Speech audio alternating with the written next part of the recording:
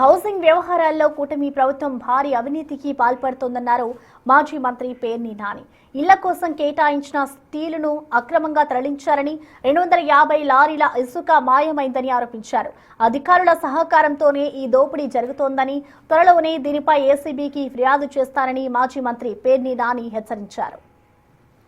చంద్రబాబు నాయుడు గారి ప్రభుత్వం వచ్చిన తర్వాత పేదల ఇళ్ల స్థలాల్ని కట్టేదానికి ప్రోత్సాహం ఇవ్వాల్సినటువంటి ప్రభుత్వం సొమ్ము జనాలది, ప్రజల సొమ్ము, కట్టుకునేవాళ్ళు ప్రజలు, పాలకులు అనేవాళ్ళు ఎక్కుతూ ఉంటారు, మారుతూ ఉంటారు, ఎక్కుతూ ఉంటారు, దిగుతూ ఉంటారు. చంద్రబాబు నాయుడు గారు ఎక్కారు, 19లో దిగారు, జగన్ ఎక్కారు, 24లో జగన్ దిగారు, చంద్రబాబు ఎక్కారు.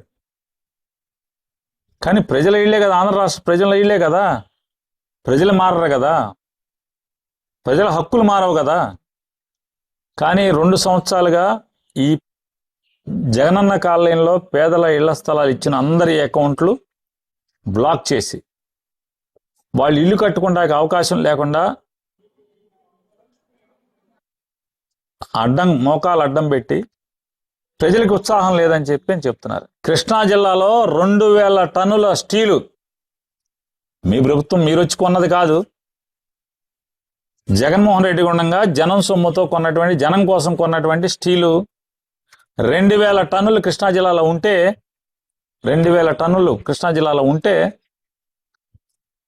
దాన్ని నిన్న అక్రమంగా తరలించే కార్యక్రమం చేస్తే మీడియా వెళ్తే అడావిడిగా మీడియాను చూసి భయపడి ఈ ఉత్తరం తయారు చేస్తారు హౌసింగ్ వాళ్ళు. 250 లారీలు ఇసుక మింగేస్తే కొండపల్లి ఎస్టేట్లో ఉన్నటువంటి ఇసుక, గవర్నమెంట్ ఇసుక ఎవడెత్తుకుపోయాడు?